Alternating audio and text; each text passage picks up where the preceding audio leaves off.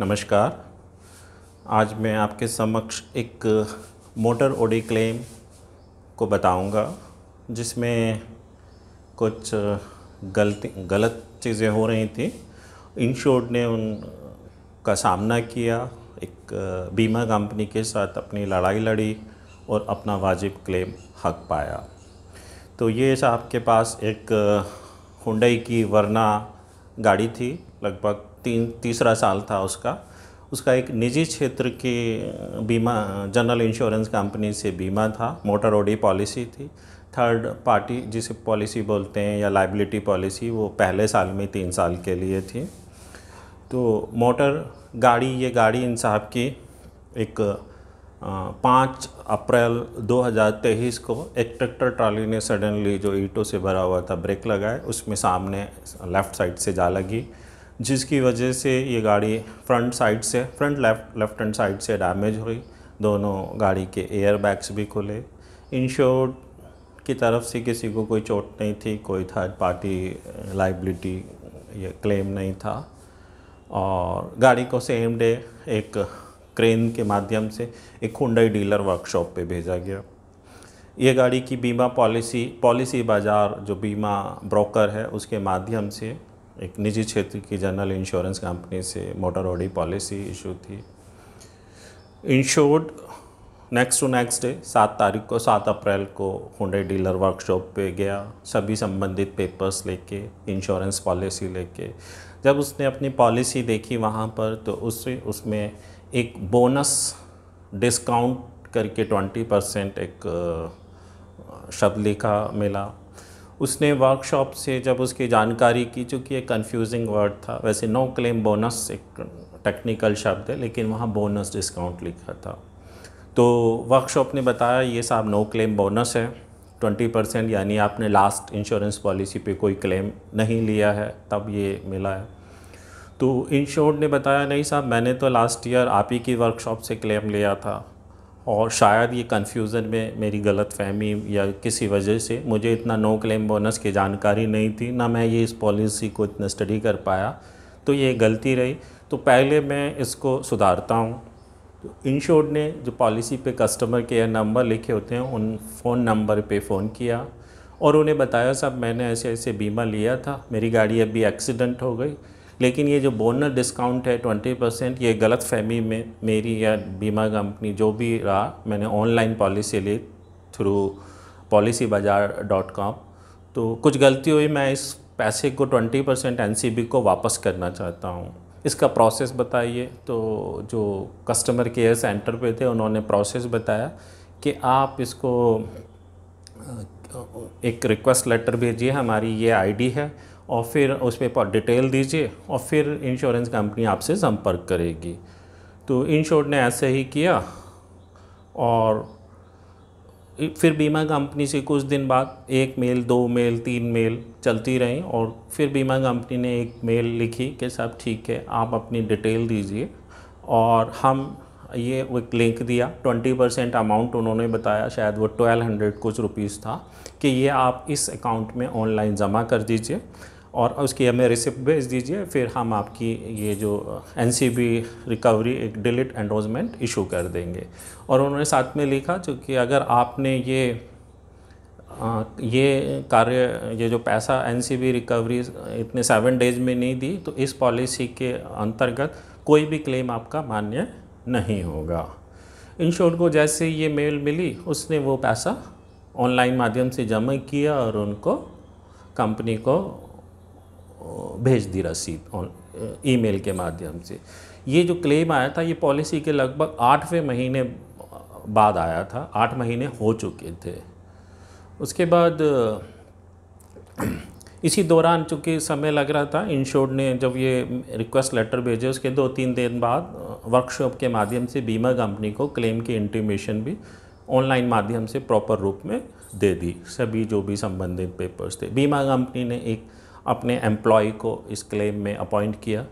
वैसे यह क्लेम में 3.5 लाख रुपए का एस्टिमेट दिया गया था और ऐसे क्लेम में इंश्योरेंस एक्ट के अंतर्गत सर्वे रेगुलेशन के तहत 2015-20 के तहत एक अप्रूव्ड सर्वेयर को अपॉइंट करना मैंडेटरी होता है। लेकिन बीमा कंपनी ने बीमा इंश्योरेंस एक्ट के सर्वेयर रेगुलेशन की कोई रेस्पेक्ट नहीं की इस मामले में, और एक अपने एम्प्लॉय को, जो कि नाकाबिल व्यक्ति था, ना अप्रूव्ड सर्वेयर था और पता नहीं उसकी क्वालिफ़िकेशन भी क्या थी, उसको इसके लिए अपॉइंट किया। सच तो यह है कि वो इंस्पेक्शन करने भी नहीं आया था, उसने सिर्फ वर्कशॉप से फ़ोटो मंगा के इंस्पेक्शन किया था और कोई भी क्लेम के विषय में इंश्योर्ड से उसने बातचीत ही नहीं की थी। इस तरीके से 8-10 दिन बीत गए थे। इधर ये इंश्योर्ड ने वो पैसे जमा किए और वो बीमा कंपनी ने फिर एंडोर्समेंट भी इसी दौरान इशू कर दिया था। उसके बाद जब क्लेम में कुछ नहीं हुआ, 10 दिन बीते, 12 दिन बीते, उससे फिर इंश्योर्ड ने बात भी की एक दिन, जो वो बीमा कंपनी का एम्प्लॉय था। उसी कहा साहब आप तो अप्रूव्ड सर्वेयर हैं या नहीं है, तो उसने थोड़ी गोलमोल जानकारी दी और कहा नहीं मैं सर्वेयर हूँ और मैं सब नियम कायदे कानून जानता हूँ और ये है और वो है। तो उसने गलत उसे कहा आपने साहब आज तक हमसे बात क्यों नहीं की। इंश्योर्ड ने कहा कि इतने दिन हो गए, आप क्या कर रहे हैं, मेरी गाड़ी 10 दिन से खड़ी है और मैं परेशान हूँ, आपने एक बार भी बात नहीं की। आपने duties and responsibility code of conduct जो सर्वेयर रेगुलेशन 2015-20 में लिखा हुआ है आपने पढ़ा है, आप जानते हैं। उसने कहा हाँ मैं सब जानता हूँ। तो इंश्योर्ड ने कहा साहब आप तो अप्रूव्ड सर्वेयर भी नहीं हैं, आप झूठ बोल रहे हैं। तो उसके बाद वो फ़ोन कट हो गया और उसने कोई प्रॉपर वो नहीं दिया।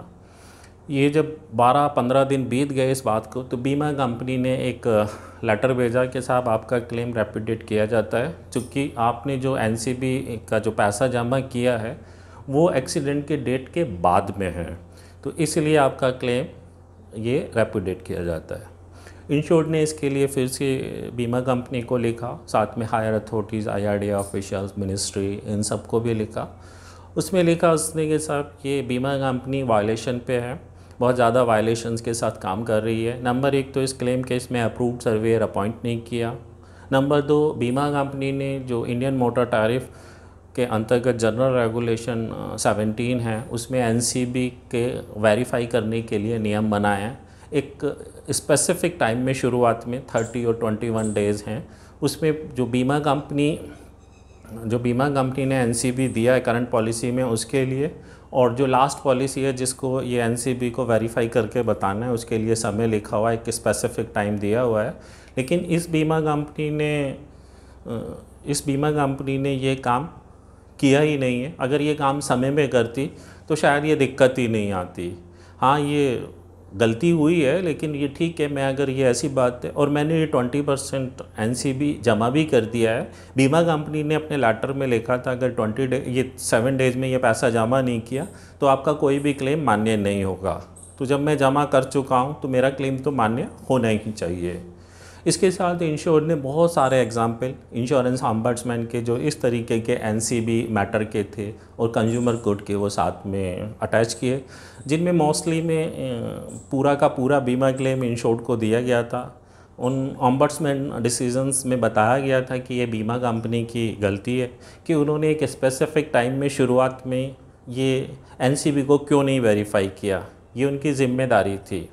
तो इसलिए ऐसे मामले में मोस्टली में इंश्योर्ड को पूरा क्लेम मिला, और कुछ मामलों में ये था कि कुछ परसेंटेज के जितना एनसीबी का मामला गड़बड़ है उतना परसेंट क्लेम काट के या 25% काट के क्लेम इंश्योर्ड को देना चाहिए। लेकिन बीमा कंपनी इस पर भी नहीं मानी। इसके बाद इंश्योर्ड ने खुद अपनी उससे जो लॉ है उसके अकॉर्डिंग एक सर्वेयर को, IRDA अप्रूव्ड सर्वेयर को इस क्लेम में अपॉइंट किया और उसको सर्वे कराया। उसके बाद उसने वर्कशॉप से कहा कि आप सब मेरी गाड़ी में काम कर दीजिए, मेरी ज़िम्मेदारी पे पैसा मैं दूंगा। 50,000 रुपीज़ वर्कशॉप को दिए और वर्कशॉप ने उस गाड़ी में रिपेयर काम शुरू कर दिया। जो अप्रूव्ड सर्वेयर अपॉइंट किए थे उन्होंने उसके लिए इंटरिम रिपोर्ट शेयर की, जो अप्रूवल था वो बताया, मेल पे बिल्कुल ट्रांसपेरेंसी के साथ काम किया। इसके बाद गाड़ी में रिपेयरिंग का काम शुरू हो गया। In during repair insurance company इस क्लेम को देने के लिए तैयार हो गई। इंश्योरेंस के जो दिल्ली NCR के क्लेम हेड थे उनका फ़ोन इंश्योर्ड को आया, साथ में वो लड़का लाइन पे था वर्कशॉप भी लाइन पे थी और बीमा कंपनी के मैनेजर साहब ने बोला साहब ये ऐसे ऐसे वैसे क्लेम बनता नहीं, लेकिन एज ए स्पेशल केस हम आपका क्लेम 75% अलाउ कर देते हैं। इंश्योर्ड ने कहा नहीं सब 75 नहीं 20% की गड़बड़ी है, तो अगर आप 80% देते हैं तो मैं क्लेम के लिए तैयार हूँ। मैं खुद उसने कहा कि मैं वरना कोर्ट जाऊंगा या ओम्बड्समैन जाऊंगा, मेरी गलती नहीं है।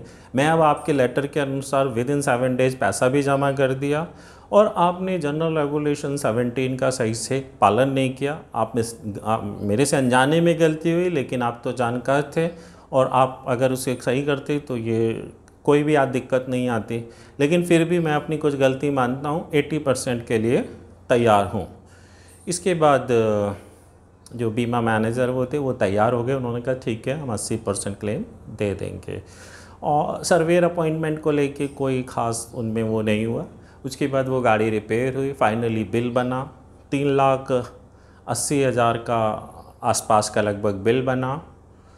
तो उसके बाद वो गाड़ी बिल बीमा कंपनी को भेजा गया, फिर बीमा कंपनी से वो एक डिलीवरी ऑर्डर आता है इस वर्कशॉप में, जिसके बाद वो पैसे जो बैलेंस अमाउंट है जो बीमा कंपनी नहीं दे रही वो इंश्योर्ड दे के गाड़ी अपनी वर्कशॉप से लेता है।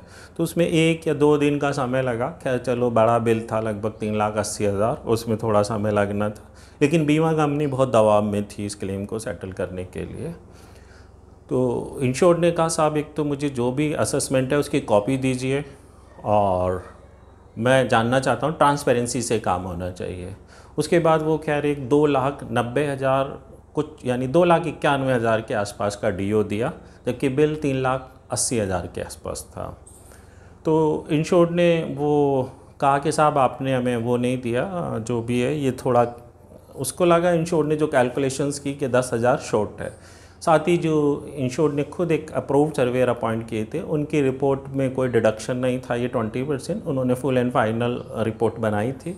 उनका मानना था कि ये क्लेम पूरा ही पेएबल है, तो उन्होंने 3,77,000 की रिपोर्ट बनाई थी। अगर फिर भी बीमा कंपनी के हिसाब से माने तो लगभग अगर कट के तो लगभग 3 लाख के आसपास रिपोर्ट तो बननी ही चाहिए थी। तो उसके बाद उसने इंश्योर्ड ने कहा कि साहब आपकी जो भी असेसमेंट है वो दीजिए। उसके बाद बीमा कंपनी ने वो असेसमेंट दी, जो भी उनका वो एम्प्लॉय था उसकी वो असेसमेंट बड़ी अजीब थी, उसमें समझ ही नहीं आ रहा था कि किस तरीके से असेसमेंट की हुई है। लेकिन उस असेसमेंट को देख के पता चल रहा था कि उसमें 10,000 कुछ रुपये साल्वेज के नाम पे डिडक्ट किए गए थे। इंश्योर्ड ने फिर एक कंप्लेन लिखी कि साहब मेरी पॉलिसी एक इंडेमनिटी का कॉन्ट्रैक्ट है, तो मुझे तो ये साल्वेज चाहिए ही नहीं। ये अगर बीमा कंपनी को मेरे क्लेम सेटलमेंट में भुगतान करने में इस साल्वेज को भी यूज़ करना है तो बीमा कंपनी इसे बिकवाए और मेरे क्लेम की जो भी है वो क्षतिपूर्ति करे, इंडेमनीफाई करे। ये बीमा कंपनी की रिस्पॉन्सिबिलिटी है। तो साहब ये जो साल्वेज है आप बीमा कंपनी मेरे तो पूरे पैसे दे दे, खुद ही ले ले, मुझे ये इसके साल्वेज डिडक्शन के नाम पे कोई पैसा नहीं कटवाना। अब ये कंप्लेन गई तो बीमा कंपनी का फिर फ़ोन आने लगे, बोले साहब हमने क्लेम सेटल कर दिया। बोले साहब ये आप जानो, मैं तो फिर आगे कोर्ट जाऊंगा या वहाँ मैं अपना पैसा लूँगा। सब बीमा कंपनी बहुत दबाव में आ गई। बीमा कंपनी के मैनेजर इंश्योर्ड को हर थोड़ी थोड़ी देर बाद 1-1, 2-2 घंटे बाद रात तक फ़ोन कर रहे हैं साहब आप मान जाइए, ये है वो है ऐसा है। आखिरी में उसने कहा साहब हम तैयार हैं, हम पैसे दे देंगे 10,000 रुपये, ये 10,900 कुछ रुपये वो साल्वेज के नाम पे डिडक्शन थे। तो अगर ये 10,000 और जोड़ें तो 3 lakh plus claim amount total हो जा रहा था। तो उसने कहा साहब, इंश्योर्ड ने कहा साहब आप राइटिंग में दीजिए, बिना राइटिंग के कुछ नहीं। तो पहले तो वो बोले साहब हमारा यकीन करो, जब हमने कह दिया तो हम दे ही देंगे, आप हमें राइटिंग में दे दो कि आप संतुष्ट हो गए। उसने कहा नहीं साहब, आप मुझसे राइटिंग में ले रहे हो और ख़ुद राइटिंग में नहीं दे रहे हो तो मैं ऐसे नहीं दूंगा। आपने जो करना कीजिए, मैं तो अपना क्लेम आपने ये दे दिया ठीक है, नहीं तो मैं तो इसके लिए भी जाता ही। और मेरे फिर साहब वो आखिर में बीमा कंपनी ने एक मेल की वर्कशॉप को कि साहब हम 10,900 कुछ रुपये थे शायद, वो 11,000 मान लीजिए जो साल्वेज नाम पे डिडक्ट किए हैं, वो पैसे और दे देंगे, आप इंश्योर्ड को ये पैसे वापस दे दीजिए और हमारी साल्वेज संभाल के रख दीजिएगा, हम अपनी साल्वेज को ले लेंगे। और इसके बाद बीमा कंपनी ने वो वर्कशॉप का फ़ोन आया, वर्कशॉप बोली साहब वो 10,000 जो भी 10,000 या 11,000 जो भी अमाउंट है, ये जैसे ही हमको पैसा बीमा कंपनी दे देगी तो हम एक चेक इंश्योर्ड के नाम बना के दे देंगे और आपको दे देंगे। तो इस तरीके से इंश्योर्ड को जो इंश्योरेंस कंपनी ने एनसीबी के लिए क्लेम रेपुटेट कर दिया था, टोटली वो क्लेम मिला। क्लेम 80% मिला, चूँकि बीमा धारक ग्राहक 80% के लिए तैयार था तो वो क्लेम मिला। तीसरी चीज़, जो बीमा कंपनी इसमें साल्वेज के नाम पे डिडक्ट कर रही थी, जो एक गलत तरीका था, तो वो उसको 10%, जबकि उसकी वैल्यू इतनी थी नहीं, और वैल्यू थी भी तो बीमा कंपनियों से बेचे और इंश्योर्ड को पैसे दे। क्लेम इंडेमनिफिकेशन की रेस्पॉन्सिबिलिटी इंश्योरेंस कंपनी की है। तो साल्वेज के लिए ये परसेंटेज में 5% या 10% डिडक्शन पॉलिसी में कहीं नहीं लिखा। पॉलिसी में क्लेम इंडेमनिफिकेशन के लिए लिखा हुआ है अकॉर्डिंग टू पॉलिसी कॉन्ट्रैक्ट। तो अगर आप उसको क्लेम इंडेमनिफाई कीजिए, आप उस साल्वेज को इंश्योरेंस कंपनी यूज़ कर सकती है क्लेम इंडेमनिफिकेशन में, लेकिन उसकी जिम्मेदारी बीमा कंपनी की है, उसे किसी स्क्रैपर को बेचे, उससे जो पैसा है उससे भरपाई करे। लेकिन यहाँ हमारे देश में बहुत सारी बीमा कंपनी या बहुत सारे अप्रूव्ड सर्वेयर भी एक परसेंटेज में 5% या 10% बिना इंश्योर्ड के जानकारी या बिना उसकी सहमति के डिडक्ट कर देते हैं, जो एक सही तरीका नहीं है। साल्वेज आप अगर इंश्योर्ड सहमत है, आप देखिए बाज़ार में लोहे का क्या भाव है, शायद 30 रुपये किलो होगा या 25 रुपये किलो होगा। एक उसको अप्रॉक्सीमेट वज़न मानिए, उसके बाद उससे गुणा करके आप लगा सकते हैं। मुश्किल से मुश्किल वो 2,000 रुपये का लोहा होगा, या एल्युमिनियम है तो आप एल्युमिनियम, या कोई और प्लास्टिक है तो उसका रेट लगा के, जो अगर उसका जो अप्रॉक्सीमेट जो रेट है उतना काटें तो जायज़ है। लेकिन अगर किसी का परसेंटेज में कि एक 20,000 का पार्ट है 5 किलो का, और उसकी साल्वेज आप 1,000 या 2,000 काट दें, तो ये तो ठीक नहीं है। ऐसा ही इस केस में हो रहा था, और इंश्योर्ड ने चूँकि अपनी लड़ाई सही तरीके से राइटिंग में लिखाई पढ़ाई के साथ की, तो उसे उसका वाजिब हक मिला। तो ये अगर कभी आपको भी ऐसी कोई दिक्कत आए, आज की तारीख में बहुत सारी बीमा कंपनी 50,000 रुपये से ज़्यादा का जो क्लेम इंटीमेट किया हुआ है, बताया इंश्योर्ड की तरफ से सूचना दी गई है, उसमें सर्वेयर नहीं अपॉइंट करती। तो अगर कभी आपके साथ ऐसा हो तो उसके लिए शिकायत कीजिए, क्योंकि ये इंश्योरेंस एक्ट के अनुसार गलत तरीका है। अगर साल्वेज के नाम पे एक्चुअल वैल्यू या अप्रॉक्सीमेट एक्चुअल वैल्यू से कोई बहुत ज़्यादा पैसे काट रहा है तो आप उसके लिए कंप्लेन कीजिए। आप अगर एक्चुअल वैल्यू है तो आप साल्वेज लेके किसी भी स्क्रैपर को एक बार बेच के अपनी भरपाई कर सकते हैं। और अगर एनसीबी का मैटर है तो एनसीबी में टोटली क्लेम रेपुटेट नहीं होता है। ये उसमें बीमा कंपनी अगर समय रहते ही, जो उसका 30 डेज़ का शुरू का टाइम है, अगर उस समय में ही उसको वेरीफाई कर ले, 30 या 21 जो भी है, मैं भी इतना कंफ्यूज हो जाता हूँ, तो उस समय में अगर प्रीवियस इंश्योरर को लेटर लिखे और उसको वेरीफाई कर ले तो बहुत सारे केस में ये दिक्कत ही नहीं आए। लेकिन बीमा कंपनी करती ही नहीं। अभी मुझे एक न्यू इंडिया इंश्योरेंस में एक केस पता चला, उसमें तो 5 साल पुराने एनसीबी को अब हवाला दे के इंश्योरेंस कंपनी क्लेम को सेटल करने के लिए कह रही है, जो एक गलत तरीका है। बीमा कंपनी कई बार अपनी जिम्मेदारी को समय पे नहीं निभाती, और फिर उसको ख़ासतौर से ये एनसीबी के मैटर में बहुत होता है कि उसकी समय सीमा अगर जनरल रेगुलेशन 17 के हिसाब से अगर वो समय पे करे तो ये एनसीबी वाली दिक्कत तो ख़त्म ही हो जाए। तो ये आज का वीडियो था। अब मैं इसको विराम देता हूँ, फिर मिलते हैं। नमस्कार।